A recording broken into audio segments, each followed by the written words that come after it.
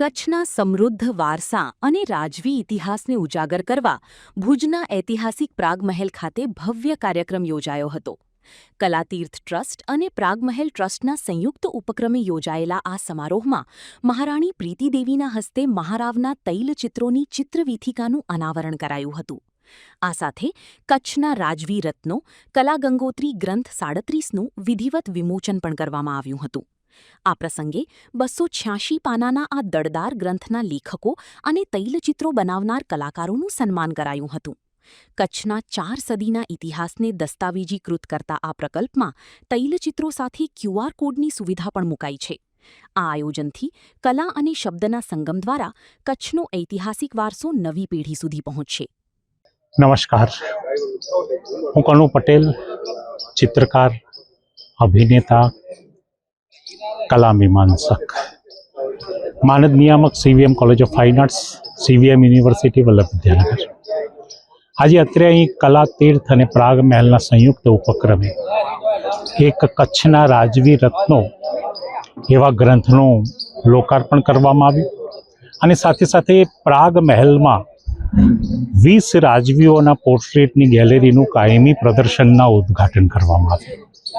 આ 20 પોર્ટ્રેટ કચ્છના 20 ચિત્રકારોએ બનાવ્યા, જે સંપૂર્ણપણે રિસર્ચ ઓરિએન્ટેડ વર્ક હતું, જે ગ્રંથમાં દરેક મહારાવ વિશે તેની માહિતી હતી. અને આ પ્રદર્શનનું ઉદ્ઘાટન પૂજ્ય મહારાણી સાહિબા પ્રીતિદેવીજીએ કર્યું અને સાથે કૃતાળસિંહજી હતા, રમણીકભાઈ ઝાપડિયા, દેવેન્દ્રભાઈ શાહ, લીલાધર પાસુવાળા અને દીપેશભાઈ શ્રોફ અહીંયા આ કાર્યક્રમમાં ઉપસ્થિત હતા.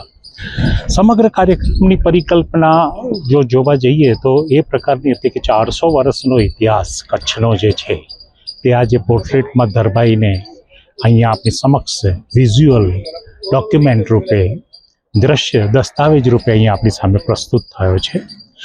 તેની સાથે સાથે ગ્રંથના લોકાર્પણમાં ગ્રંથની જે બારીકાઈ હતી તે અમારા નિસર્ગભાઈ આહિરે એની વાત કરી અને 8 જેટલા કચ્છના જે સંશોધકોએ એ ગ્રંથમાં મહારાઓ માટેની માહિતી પૂરી પાડી અને એમની વિશેના લખાણો એ સંશોધકોએ કર્યા. લગભગ 39 જેટલા ગ્રંથો રિફર કરી અને તેમાંથી માહિતી એકત્ર કરી અને આ કચ્છના રાજવી રત્નો નામના દળદાર ગ્રંથમાં એ સમગ્ર રાજઘરાનાઓની માહિતી, રાજવીઓની માહિતી, કચ્છનો સાંસ્કૃતિક અને કલાકીય વારસો એ આ ગ્રંથમાં સમાવેશ કરવામાં આવ્યો. તદ ઉપરાંત દરેક રાજવીના પોર્ટ્રેટ પણ ચિત્રકારના નામ સાથે તે ગ્રંથમાં છાપવામાં આવ્યા છે. તો આવો ચતુર્મુખી સંગમ, ત્રિવેણી સંગમ તો આપણે ત્યાં હોય છે, પણ અહીંયા ચતુર્મુખી સંગમ જેને કહી શકાય, ગેલેરીનું ઉદ્ઘાટન, કલાકારો દ્વારા થયેલા પોર્ટ્રેટ, લેખકો દ્વારા થયેલું સંશોધન અને ગ્રંથ લોકાર્પણ, એમાં ચતુર્વિધ પ્રક્રિયાઓ જે ચારેય દિશામાં કચ્છની સંસ્કૃતિને ફેલાવશે, વિકસાવશે અને છેવાડાના એક વિદ્યાર્થી સંશોધક સુધી અને કલા મીમાંસુ સુધી પહોંચાડશે તેવા આ કાર્યક્રમનો ઉપક્રમ હતો. તે ખૂબ જ સફળતાપૂર્વક આજે પાર પડ્યો. તો હું અત્રે કલા તીર્થને ખૂબ ખૂબ અભિનંદન આપું છું અને પ્રાગ મહેલના ટ્રસ્ટને પણ ખૂબ ખૂબ અભિનંદન આપું છું. ધન્યવાદ સાથે વિરમું છું. હા, કલાકારની દ્રષ્ટિએ આ ખૂબ જ સુંદર પ્રોગ્રામનું આયોજન અહીંયા કચ્છમાં કરવામાં આવ્યું. એકદમ કોમ્પેક્ટ જેને કહી શકાય તેવી અહીંયા અને દરેક કલાકારોનું સન્માન કરવામાં આવ્યું, લેખકોનું સન્માન કરવામાં આવ્યું અને મહારાણી સાહેબાના હસ્તે આ લોકોનું સન્માન થયું. તે ખૂબ જ સત્વશીલ એક ઘટના અને અહીંયા આ કાર્યક્રમ એક ઐતિહાસિક ક્ષણને જીવંત કરતો અહીંયા કાર્યક્રમ રોપાયો. એટલે એ કલાકાર તરીકે આ કાર્યક્રમને હું ખૂબ જ સફળતાપૂર્વક પાર થયો છે તેવું કહી શકું છું. આજના આ પ્રસંગમાં જ્યારે આપણે 500 વર્ષનો ઇતિહાસ લખ્યો છે, દસ્તાવેજીકરણ થઈ છે પુસ્તિકાના મામાં અને 20 તૈલચિત્ર પણ પ્રકાશિત થયા છે, ત્યારે મારો પરિચય થયો બાયડ પરિવાર સાથે, જે કચ્છમાં પ્રથમ ડ્રાઈવર તરીકે એમનું રાજ સાથે રહેલા ખેંગારજી બાવાના પણ ઈ સારથી હતા અને આજે એમની ચોથી પેઢીના લેખક છો કે ક્લર્ક તરીકે ઇતિહાસના લેખક અને નિરીક્ષક કચેરીમાં આપ કાર્યરત છો. અને રાજ સાથે આપે જે સંબંધ રાખ્યો છે અને રાખશો એવું અપેક્ષા છે કે આવનારી પેઢી પણ આપના અમારા સાથે રહેશે. આજરોજે પ્રાગમહેલ પેલેસના પ્રાંગણમાં કલાતીર્થ ટ્રસ્ટ કે જે સુરતના છે અને એમના ચેરમેન તરીકે રમણીકભાઈ ઝાપડિયાજી છે, એ જાન્યુઆરી મહિનામાં અહીંયા પ્રાગમહેલમાં પોતે આવ્યા હતા. ત્યારે એમણે એક ઈચ્છા વ્યક્ત કરી હતી કે એ લોકોનું જે ગ્રંથની શ્રેણી છે એમાં કચ્છના ઇતિહાસ પર એક ગ્રંથ બહાર પાડો, અને એ ગ્રંથ બહાર પાડવા માટેની એમની ઈચ્છા હતી. તો એમના જે ટ્રસ્ટીઓ હતા એ સાથે ચર્ચા વિચારણા કરી અને એવું સજેશન કર્યું હતું કે કચ્છના ખેંગારજી પ્રથમથી મારોસિંહ મદનસિંહ સુધી અને પ્રાગમલજી સુધીનો એક ઇતિહાસનો નવી પેઢીને જાણવા મળે એના માટે.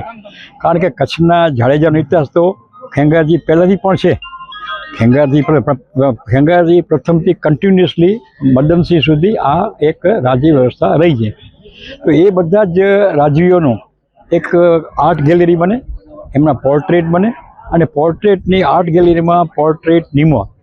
એ કલાતીર્થ ટ્રસ્ટ તો તમે બધા જાણતા હશો કે લગભગ 36 ગ્રંથો એણે કલા જુદા જુદા સ્થાપત્ય શિલ્પ બહાર પાડ્યા છે. પરંતુ ઇતિહાસ ઉપરનો એમનો પહેલો પ્રયાસ હતો. એ એક આર્ટ ગેલેરી બને, અને આર્ટ ગેલેરીની સાથે સાથે દરેક રાજ્યોનો ટૂંકમાં પરિચય અને સંદર્ભમાં લખાયેલા છે એના આધારે એક લેખ તૈયાર થાય.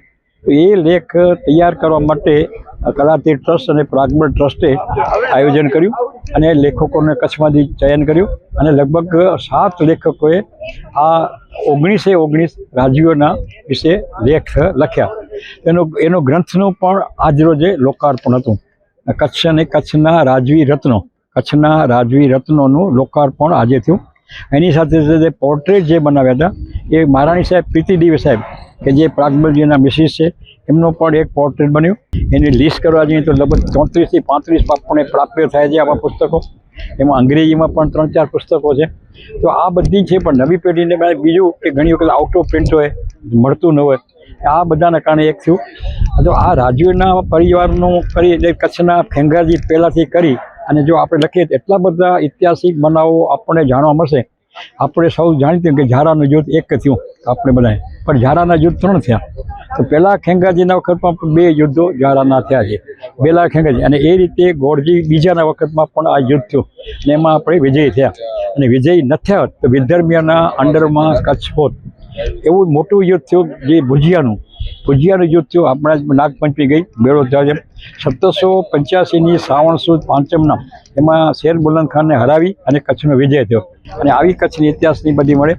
એથી વિશેષ જો કહું તો એટલી બધી વાતો છે કે મારોસિંહ લખપતજીએ આખા ભારતમાં ક્યાંય ન હોય એવી વ્રજભાષા પાઠાની સ્થાપના કરી. અને એ વખતે કચ્છનું જે કંઈક હતું મારોસિંહ લખપતજી વિશે ઘણી વખત કેટલાક ઇતિહાસકો લખે તે બહુ વિલાસી હતા અને ભોગવિલાસી હતા. પરંતુ સાથે સાથે એમને જે ભોગવિલાસી જો વ્યક્તિ હોય ને તો એમણે જે કાર્યો કરે એની જો આપણે વાત કરું ને એટલું થાય કે નહીં મોટો સવાલ છે. બ્રજભાષા પાઠાણ એમને સ્થાપી, હુન્નર શાળા સ્થાપી.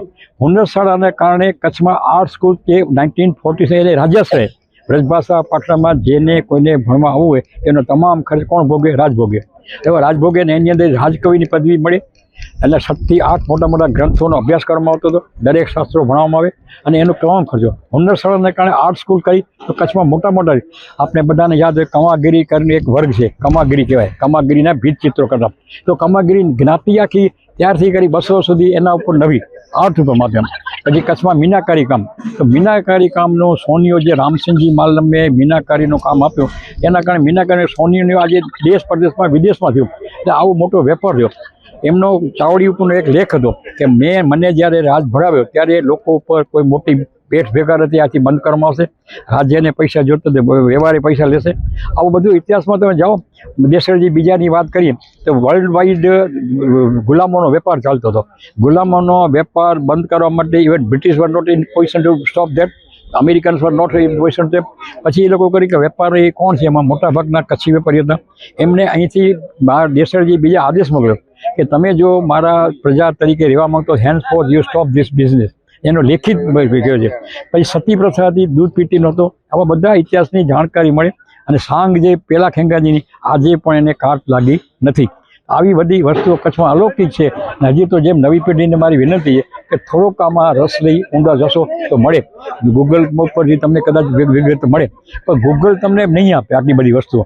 અને ગૂગલની અંદર જે ચેતના અને પ્રેરણા મળે ને, આજે આપણે વાત કરીએ અરસપર, એમાંથી ઉર્જા આવે, ચેતના આવે. અને આપણે હંમેશા જાણીએ છીએ કે જે પ્રદેશ કે જે લોકો પોતાનો ઇતિહાસ ભૂલી જાય એનું અસ્તિત્વ જ કાળના પટોળ પરથી ભૂસાઈ જતું હોય છે. તો આવા યાદ રાખવું બહુ જરૂરી છે. અને આ કચ્છના પ્રાગમેલ પેલેસ ટ્રસ્ટમાં એક બહુ જ અદ્ભુત કામ કર્યું છે. અને એ અદ્ભુત કામમાં કચ્છ ગ્રંથાલય કર્યું. એની અંદરથી નવા PhD કરવું હોય, MPhil કરવું હોય, અને તમામ સબ્જેક્ટ દલપતભાઈ દાણીધારી માટે છે. કચ્છની અંદર એટલું બધું કામ VRT એનું કરી 200 પુસ્તકો પ્રસિદ્ધ કરે, એ કામ અહીંયા થાય. એ પણ આમાં ભાગીદાર હતા આજના પ્રસંગમાં. પછી દેવેન્દ્રભાઈ શાહ લીલાધર પાસોના પોતા દીકરા હતા, તો એમને પણ ખૂબ કામ કર્યું. એ પણ અહીંયા આવું બધું સરસ મજાનો આજનો કાર્યક્રમ હતો. અને આ કાર્યક્રમ આપના માધ્યમથી કચ્છની પ્રજાજન માણે જુએ, અને એને ખૂબ ખૂબ મારા વતી એમને અભિનંદન. મારા જય માતાજી, સૌને મારા વંદન. રમણીક ઝાપડિયા, અધ્યક્ષ કલાતીર્થ ટ્રસ્ટ સુરત.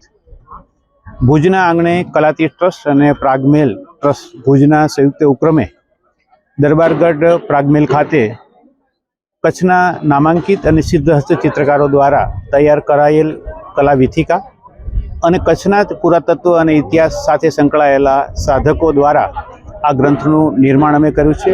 કચ્છના રાજવી રત્નો 260 પેજનું આ દસ્તાવેજીકરણ 20 મહારાઓના જીવન કવન ઉપર તૈયાર થયું છે. ખાસ કરીને પ્રાગમેલ ખાતે કાયમી ગેલેરી ઊભી કરવાના એક સાતત્યપૂર્ણ પ્રયત્નથી આ સુંદર મજાનું કામ અમે કરી શક્યા છીએ, એનો આનંદ છે. કચ્છની પાસે શું નથી? કચ્છનું ક્રાફ્ટ છે, કચ્છની લોક સંસ્કૃતિ છે, કચ્છનું અનેકવિધ જે પ્રવૃત્તિઓ છે એ સમગ્ર રાષ્ટ્રને ઉજાગર કરે છે. આજે આપણી રોગન કલા એ આંતરરાષ્ટ્રીય કક્ષાએ પ્રસિદ્ધિ પામી છે, ત્યારે આ કલાકારોને પ્લેટફોર્મ મળે, ખાસ કરીને કચ્છના પ્રવાસન ક્ષેત્રે જે પ્રગતિ થઈ રહી છે તેમાં વેગ મળે, આવા શુભ આશયથી કલાતીર્થ ટ્રસ્ટ દ્વારા પ્રાગમેલ ખાતે આ ગેલેરી ઊભી કરવામાં આવી છે. અને રાજવી રત્નોના જીવન કવન ઉપર સુંદર મજાનું જે પુસ્તક તૈયાર થયું છે એની પણ વિશેષ માહિતી દરેક ચિત્રો સાથે બારકોડથી અમે મૂકી છે.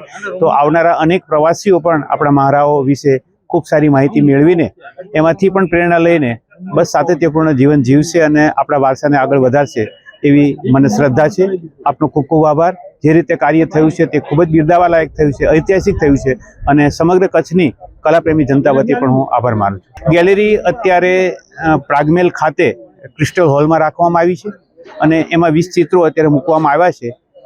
આ ગેલેરીમાં પ્રવેશ નિઃશુલ્ક રહેશે અને એની અંદર મૂકેલો બારકોડ છે એ સ્કેન કરીને તમે આખું પુસ્તક મેળવશો તો પણ એનો કોઈ પ્રકારનો ચાર્જ નથી. માત્ર મહારાઓના જીવન કવન ઉપર આ માહિતી મળી શકે એવા શુભ ભાવથી આ આખી ગેલેરી ઊભી કરવામાં આવી. આવનારા સમયમાં ગેલેરીમાં કદાચ કાયમી ગેલેરી જો ઊભી કરવામાં આવશે તો કચ્છના ચિત્રકારોના વારંવાર કલા પ્રદર્શનો યોજાશે અને આ મહારાઓના ચિત્રો છે એની એક સ્પેશિયલ ગેલેરી ઊભી કરીને એને એક જગ્યાએ કાયમી ગેલેરી તરીકે પ્રસ્થાપિત કરવામાં આવશે.